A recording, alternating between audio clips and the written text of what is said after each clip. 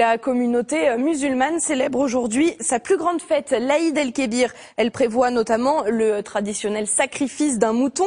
Pour la deuxième année consécutive, la mosquée de Montreno met en place un abattoir temporaire pendant 3 jours, rue de l'Apprentissage à Saint-Étienne. Un abattoir agréé par la préfecture de la Loire pour l'abattage des 1400 bêtes qui ont été réservées cette année. Cyril Pellissier. Monsef est venu avec ses 2 enfants de 3 ans et 6 ans pour assister à la préparation du mouton qu'il va partager en famille pour la traditionnelle fête de l'Aïd. C'est la première fois qu'ils voient ça. C'est la première fois qu'ils voient ça parce que jusqu'à maintenant, on allait commander chez le boucher. Bon, il y a un petit charme quand on vient avec les enfants. Là, ça n'avait pas de charme. Et c'est vraiment une immense joie de pouvoir partager cette fête avec nos enfants et avec la famille et avec les amis.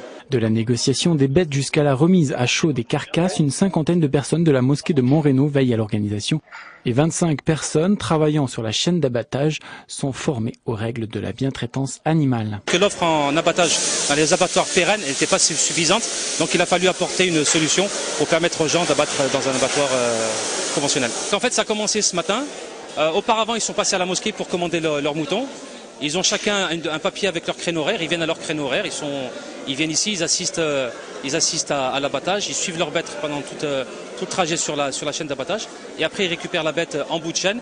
On les a tous formés au bien-être animal et on a des sacrificateurs qui sont certifiés, qui sont expérimentés. Le suivi est effectué par 3 agents et un vétérinaire de la direction départementale de la protection des populations. Nous regardons principalement 2 choses. D'une part, l'inspection produit, c'est-à-dire que toutes les carcasses vont être examinées une par une pour savoir si elles sont bonnes à la consommation et si elles ne présentent pas de danger pour le consommateur.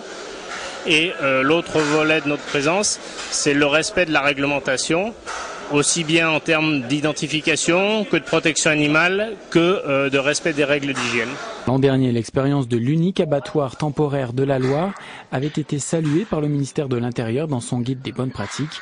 Pour l'année prochaine, l'abattage temporaire ne se déroulera plus rue de l'Apprentissage. La chaîne d'abattage devrait rester à Saint-Étienne, mais le nouveau lieu n'a pas encore été communiqué.